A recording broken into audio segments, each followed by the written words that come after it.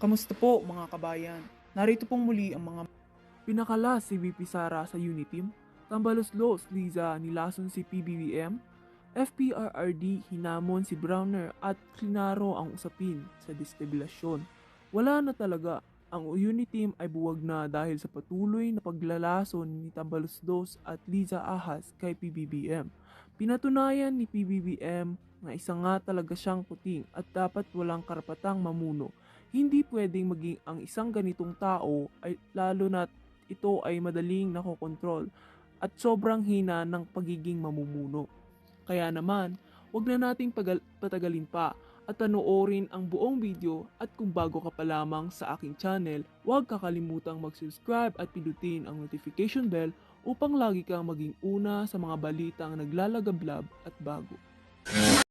ayon sa isang netizen, nobody but VP Sara Duterte as the next president of the Philippines after BBM. Mabuhay ka, VP Sara. Ayon naman sa isang netizen, dapat lang talaga na kumalas na sa Uniteam si VP Inday. Manggagamit talaga itong BBM, sayang lang ang boto ko. Sabi naman ng isang netizen, salamat po sa inyong pagtatanggol sa ating mamamayan at sa ating bansa. Mabuhay po kayo. Salamat po sa inyong pahayag at nalaman namin lahat ng katotohanan. God bless you po. Kaya ngayon, nanggigipit siya sa nanggigipit kasi nga siya ay uto-uto. Okay? Siya ay mambubudol na babae, 10 ng kanyang pamilya at kanyang asawa. Siya ay what? Sisirain niya at uubusin niya ang pera ng bayan. Sila ni Tambaluslos. So itong ICC na ito, okay? Hindi mo pwedeng ilabas si Kuting dito kahit siya ay laging bangag sa pulburon. Dahil supposedly siya ang what? Siya ang presidente, pero sa nangyayari, hindi nga siya presidente. Siya nga ay asong julo lang ni Betty Butod. Ayan, Butod. O, ayan. Siya yan. Okay, ito siya. Ngayon, yan ang pinagmamalaki niya sa mga tao sa likod ng camera na hindi daw sila matitibag, kaya daw sila kumampi, okay, sa ibang banyaga. Yun ang sabi niya dyan. So you have to think, people, tama yung sinabi ni Sara na sayang yung mga pinaghirapan ng mga bayani na magpapasakop lang so kung kani-kaninong mga banyaga. Okay? Na pag napapasok ang ICC. Itong kadyutahan ni Kuting, ito yung mga statement niya, ito ay taliwas sa aksyon na ginagawa niya. Kasi kung merong power si Kuting, meron siyang balls. Okay? Kung meron siyang yag balls, which is wala, kasi laki ng tiki, okay, ng butiki. Di ba? Never ever makakaapak ang mga taga-ICC, okay, sa Pilipinas kung walang basbas ng Malacanang. So ano, bangag si Kuting na nagdesisyon si Liza at si Tambaluslos na papasukin at makipagsabuatan kay Rimulya sa ibang mga kongresista, sa immigration, lahat sila para entertainin itong dalawang pangalan. December ito, dalawang pangalan na binanggit ko sa inyo. Okay? Na si, i-google nyo yan, nandiyan yan sa ICC. Okay? Na si Cara Frank Jordan at itong si Chantal Daniels. Okay? So yan ay may ebidensya tayong hawak. Pinakita ko sa inyo in December 20 na nakapasok na sila. Nakipag-backdoor, nakipag-sekreto sila, nakipag-usap sa immigration and DOJ and even the Congress sa basbas ni Liza at ni Tambaluslos. So again, kung si Kuting ay taliwas, dahil, sinabi niya na hindi niya papayagan dahil ito ay pang-insulto sa ating soberenya, eklabush, di ba? So, bangag na naman siya, wala siyang kamalay-malay, or tama, yung sinasabi natin puting ahas, drama-drama lang, tapos kapag na-release yung warrant of arrest, para kay Pangulo Duterte, para kay Inday Sara, which is hindi papayagan ng taong bayan na ang outsider papasok na lang, aarestuhin ang dating presidente dahil sa gusto lang ni Tambaluslos at ni Liza Smugs. Buhay pa ba si Remulla? Lumabas na ba siya? Mukhang hindi. So, kaya nga, lagi ako nananawagan sa mga bruskong mga sundalo at mga mga brusko. Teka mo, may model kayo. Ito kayo, di ba? Nung bata kayo, ito kayo. nung ano na, marami na kayong iba na nakaw, naging ano na, naging butod na, naging ganyan na rin kayo kay Lisa Smugs. Anyway,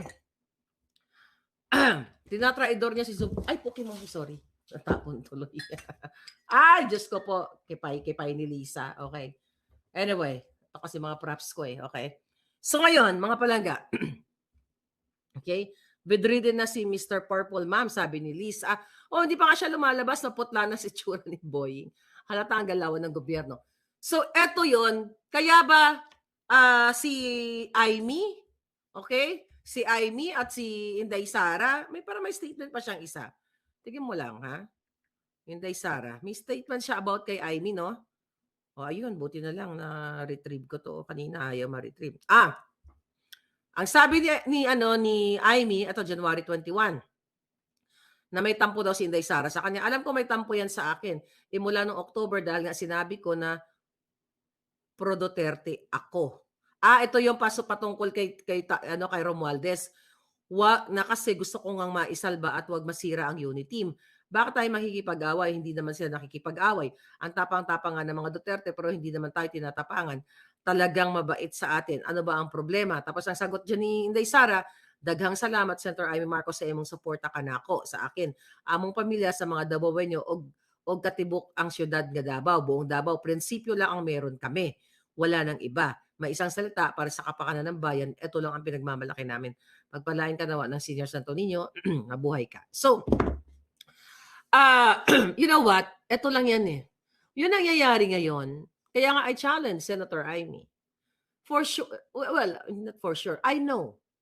Pareho nating alam, Senator Aimee, na nakarating sa atin. Ayaw kong bulahin to mga palangga ko. Hindi ko kaya kayong magmamaang-maangan ako na hindi niya alam yung death threat. Alam niya. Alam ni Senator Aimee. So, hindi ako magsisinungaling sa inyo na parang lilituhin ko kayo na baka hindi alam ni Aimee. Alam po niya. Dahil nag-message din sa kanya ang mga taong concerned sa kanya. Alam mo naman, Senator Aimee, na I'm being straightforward. Okay? Wag nyo, sana magsalita ka rin. Kasi nakatanggap ka rin ng message na ipagugurgur ka. So kung ito ba ay may katotohanan na ipagugurgur ka ng mga hinayupak na kamag-anak mo at ng sister-in-law mo, bakit hindi mo ilabas? Bakit hindi mo i-drag yung mga buwaka ng inang yan? Na makita na itong mga talipandas, kung totoo na ang pagmamahal mo, at kung totoo na ang puso mo ay para sa Pilipino, tulungan mo kami. Dahil ako nga meron ding plano silang gurgurin ako. So, I challenge you, okay, na magsalita ka dito dahil inilabas ko na ikaw ay gustong ipagurgur ng grupo ni Tambaluslos at ni Lisa. Kung nakarating sa iyo yung mensahe, I have to make it clear here. Nakarating, alam ni Senator Aimee na siya ay may death threat. Okay? Hindi mo to pwedeng just ignore it, you know? Wala yan. Kasi concern sa'yo yung mga taong mahal mo. So like ako, sinasabi ko na ako rin may gustong gumurgur sa akin. Kaya nga ako, nireport ko sila sa police dito para kung ano mangyari, inilista ko yung kanilang mga pangalan kung sino ang maggugurgur sa akin. You do the same thing in the Philippines. So ganun na lang ba kapag may death threat tayo, dededmahin na lang natin kasi kamag-anak, ganito, ganyan, ganon? Kung ito ay totoo, kaladkarin mo, sabi ni Nomar Marcos, kaladkarin mo yung kapatid mo, yung sister-in-law mo. Napakadali lang yan. You still have power. Ano ka nasa Senate ka. Di ba? So, kaladkarin mo sino ang mga taong gustong magpategi sa'yo. Kasi kailangan naming malaman. Ginigipit na kami. Hindi lang kung totoo yung sa'yo, ginigipit kami. Tulad si General Macanas. Kausap ko lang, kay General Macanas. 2 weeks na, hindi pa dumarating yung kanyang subpoena galing sa piskal na pinag-filean dyan sa Quezon City ni PNP Chief Anaconda.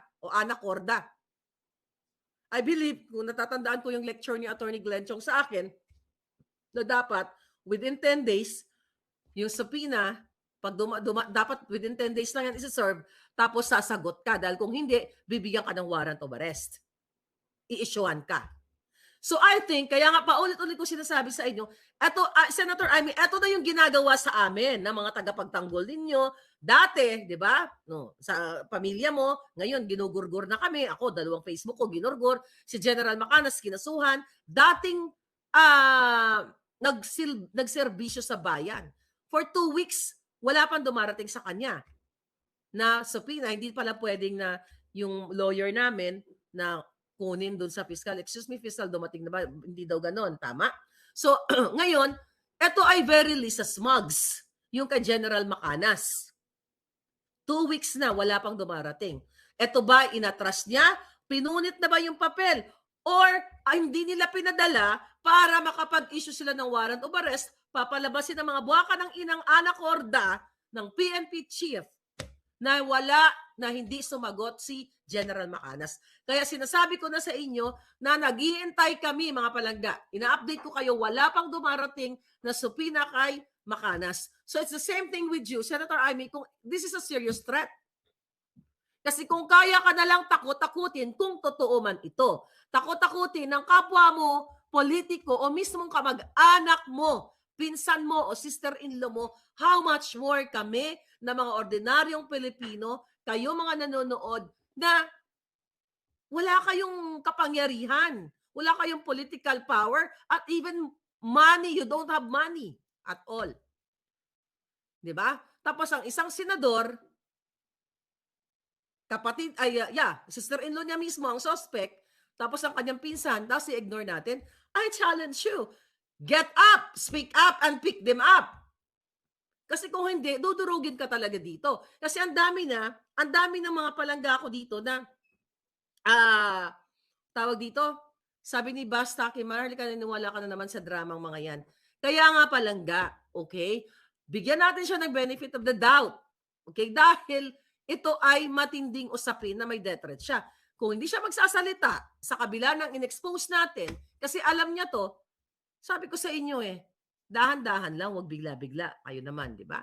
Kung nagdadrama lang siya at nagsisip-sip kay Inday, eto nga ang challenge ko. Dami natin challenge. Na kumpara siya sa Pilipino, ikwento niya kung gaano kadurugista o pulboronic yung kapatid niya. Kasi, Senator Amy, hindi mo pwedeng itago na to. Kung totoo, to mga palangga, hindi ko siya pinagtatanggol.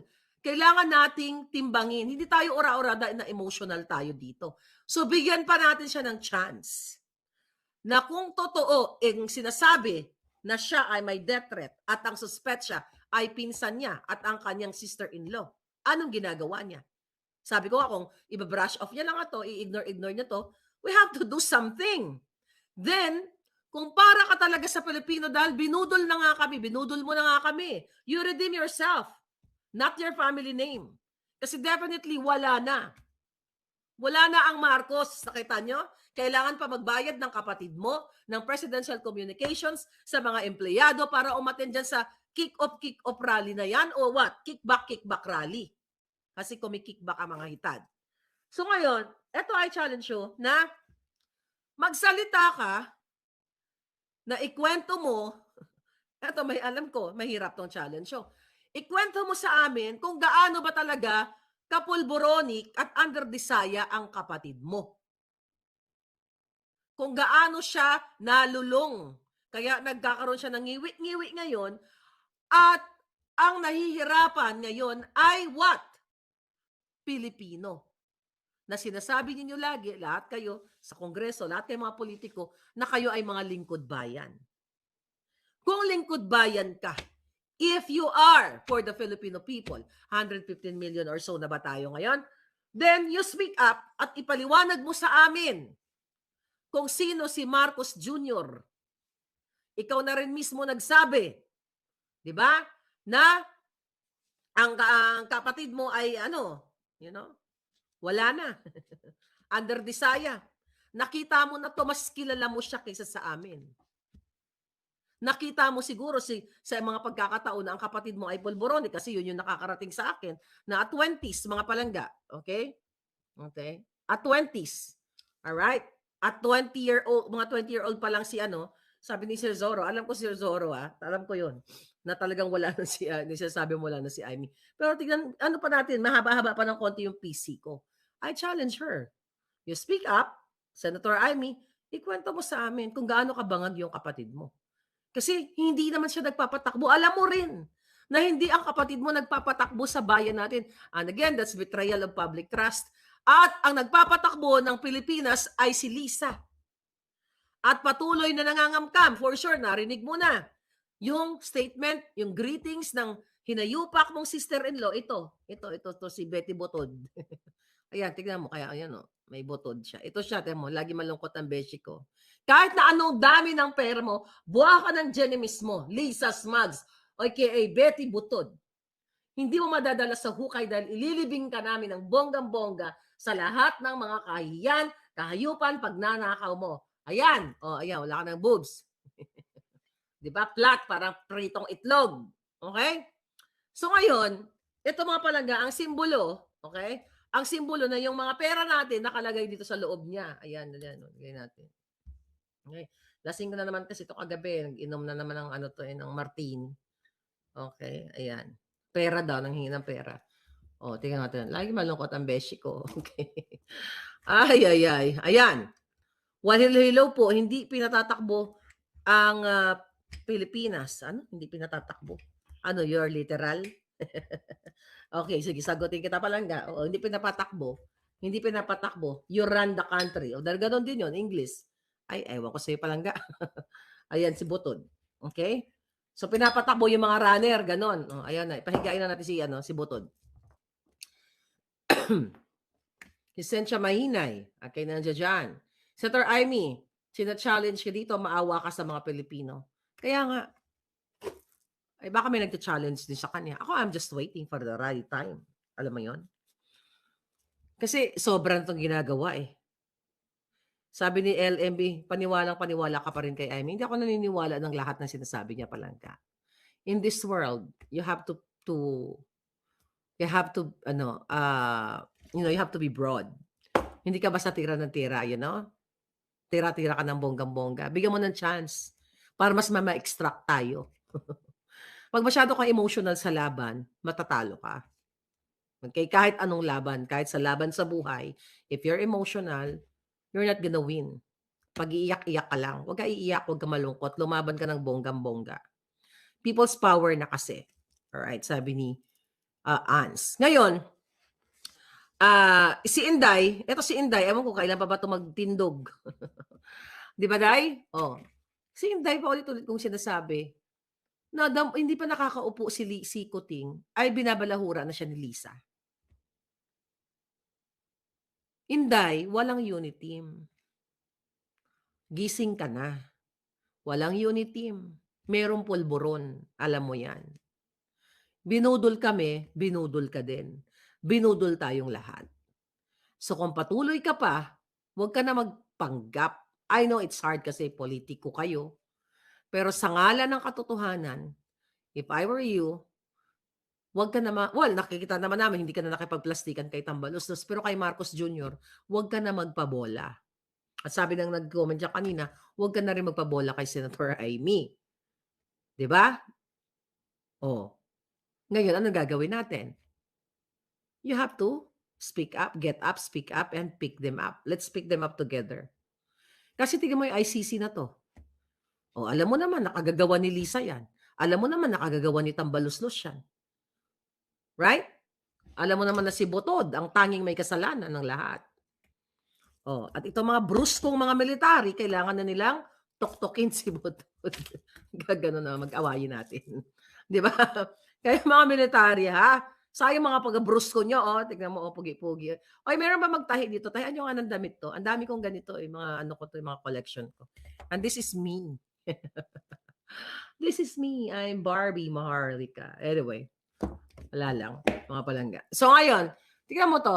Lupay-pay na, nagnanakaw pa rin. Hi, Mel. Sama-sama tayong babangon muli para maging milyonaryo.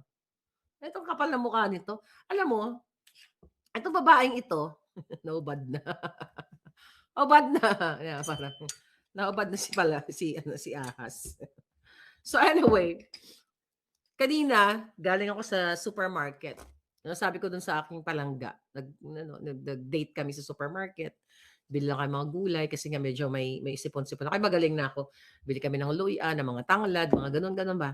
Tapos nakita ko mga matatanda na, 60s, mga 70s, 80s na nag-grocery. Sabi ko, tignan mo yan. Sabi ko, tignan mo yung mga tao dito sa Amerika, no? Yung mga matatanda. Masaya sila, nakakapag-grocery sila, may pension sila natatanggap dahil they work hard during their younger years. 'Di ba? Ito, simpleng buhay, nabibili nila yung gusto nila. Nakakakain sila, may bubong sila. Sabi ko, mga buha ka ng ina. So, nagwawala na naman ako kanina sa supermarket. Sabi ko sa akin, mamalengke tayo, mumura ka na naman. May karinig sa'yo yung Pilipino. Sabi ko, mga buha ka ng Janemes. Yung mga politiko, hindi na bubusog. Hindi kayo lahat nabubusog sa kananakaw. Lalo ka na, Betty Butod. Ayan, lalo na itong babaeng ito. Ayan, tanggal yung tissue. Ayan. Lalo na ito, hindi nabubusog. Again, hindi nyo madadala sa hukay ang pera ng bayan. At huhukayin namin lahat. Pati kipay nyo, huhukayin namin lahat the moment na mawala na si Lisa Smugs dyan sa pamunuan. Okay, dyan sa Malacanang na nag-aarte siya na siya ay pinaka-powerful na babaeng ahas sa Malacanang. Okay? Imagine ninyo, ang dami-daming problema ng ating mga palangga. Sabi ko nga, kung ako ang nandiyan dyan, kung ako, okay, wishful thinking lang naman. Di ba sinabi ko sa inyo, para matapos na natin ang problema natin sa Pilipinas, first day ko pa lang, magpapahukay ako ng bangin. Di ba? Bangin ang ipapahukay ko. Dahil the moment na guilty o napatunayan na nagnakaw mismo ang aking mga cabinet secretary, ang executive order number 1 ang ilalagay ko, itulak sa bangin ang mga buwaka ng inang kawatan para hindi na mapamarisan. Tapos, yun ang ultimate solution sa Pilipinas. Tapos yung mga tamad, let's say mga kamag-anak nating mga tamad, mga kakilala natin, like tayo mga OFW, nakita nyo, hirap na hirap tayo lahat. Kayo dyan, Hong Kong, Japan. Hindi ba kayo napapagod? Padala kayo ng pera sa inyong mga kamag-anak. Nagtataga kayo sa noodles. Ano nangyayari? Yung mga kamag-anak na pinapadala nyo, mga walang trabaho. Bakit? Minsan, hindi mo sila masisisi. Dahil walang opportunity. Yung mga anak nyo, ito ang executive order ko ha. Ito usapan lang naman ng palangga nyo dito. Maraming executive order, sunod-sunod yan. Ang gagawin ko, napakadali lang yan palangga. Okay? Lahat ng trabaho sa barangay, kukunin ko yung listahan. Dadalhin ko kayo lahat sa labor camp. Yung mga bakanteng lote, papatayuan natin ng kung ano man na pwede niyong pagkakitaan. Siyempre may sweldo kayo para hindi kayo tatamad-damad. Para hindi na kayo nanghihingi sa inyong mga kamag-anak, mga OFW na maya-maya, ihingi. Lahat hindi kayo nagtatrabaho kasi wala kayong opportunity sa Pilipinas dahil sa mga buwaka ng inang magnanakaw sa gobyerno. Masusolve natin yung problema natin pag ako ang nandiyan. Kasi unang-una, papahukay ako ng bangin. Okay? Doon ko sila isushoot lahat ng bonggang-bongga. Then, lahat ng tambay, sisindakin ko kayo lahat. Hindi lang basta sindak. I'm serious. Lahat ng tambay, let's say sa probinsya, may sakahan, dadalhin ko kayo lahat doon. Magsaka kayo para hindi na tayo mag-import. O, di ba may pera kayo? Hindi yung nakukulitin yung mga kamag-anak nyo sa Hong Kong, sa Japan. Na ate, walang pera. Ate, walang pampagamot si bunso, si ganon. Di ba? Yun na lang yung role natin, di ba? Lagi. So kung may mga trabaho kayo, dadalhin kayo sa labor camp. Pero bonggang-bongga yung labor camp nyo. Tatratuhin kayo maayos. Hindi kayo babalahurain. Yun lang ay para magkaroon kayo ng trabaho. Napakadali lang yan gawin na mga buwaka ng inang mga kongresista ninyo sa bawat district na yung mga PDA, yung mga budget, yung mga MOOE at kung ano-ano pa mga kaletsahang pondo, pwede ilagay lahat sa livelihood program. Walang masama dyan sa mga MOOE na yan. Walang masama sa mga PDAP. Lahat na yan ang budget ng gobyerno. Wala pong masama yan. Ang nagiging masama lang dyan kung na-implement ng mali. Kahit anong budget, kahit ano ang tawag sa budget na yan, kung yan ay ibubulsa ng mga hinayupak, walang mangyayari. You know what I mean? Pero kung yung mga budget na yan, whatever the name ng budget na yan, sa bawat distrito, imbis na itong People's Initiative na binigyan ng 20 million, total of 22 million, tapos binigyan lang kayo ng tig-100, binayaran ng mga pirma nyo, yan yung mga gawain ng mga hegemonyo na mga kongresista. Mga popo, tang-tang, iinana, nyonyo. Yon, di ba? Kailangan buo yung ano sa inyo, yung mura eh. So anyway, napakadali lang solusyonan ng problema sa Pilipinas kung mayroong isang leader na kayang magpahukay ng bangin na the moment na gumawa ng pagnanakaw ang kanyang pamilya, ang kanyang mga kabinete, shoot right away para hindi na makabangon muli. Right? So yun ang gagawin natin, mga palangga. Boboto nyo na ba ako? Di ba? Boto nyo na ba ako? Kasi papagawa kong bangin eh. Oh. Parang 99% na lang hindi magnanakaw. Parang 99% lang. 99% na magnanakaw. Halos lahat magnanakaw. No? 1% lang siguro matitira, no? O, ilang percent? May natira pa ba? So, grabe yung korupsyon. Kasi ang punot dulo ng korupsyon lahat ay si Lisa Smugs, si Tambaluslos, lahat sila nakikipagsabuatan. Kaya kawawa kayo, di ba? Hindi kayo hindi kayo, kahit ang iba sa inyo, gusto man kayo magtrabaho, walang opportunity. Kasi ang mga pera natin, ang pera ng mga remittance, taxpayers' money, hindi siya umiikot sa Pilipinas. Saan umiikot? Sa labas. Sa offshore account si Lisa. Sa offshore account ng mga buwaka ng inang mga politiko. Halos lahat yung mga yan may buy sa Amerika, sa Paris, sa kung saan man. Mostly, yung mga hinayupak na yan, bumibili ng buy sa Amerika o sa Europa. Diba? Katulad ng si Zaldico, yung kanyang asawa na bumili dun sa Paris. May nagtimbre sa atin na taga Paris. Pinuntahan ko, diba? So, hindi umiikot ang pera, yung pera sa bayan natin na mag-generate sana ng income at ng mga livelihood program kasi nilalabas nila sa bansa. Kaya ang punot dulo ng problema natin ay talaga yung mga kawatan. To end that kawat, we have to dig the bangin for them. Di ba? So, sa panghuli, I challenge, mawala ng tao sa Congress, sabi ni Ms. Oy, Maria Socorro Mejia, kamusta ka na palangga? Parang ngayon lang kita nakita.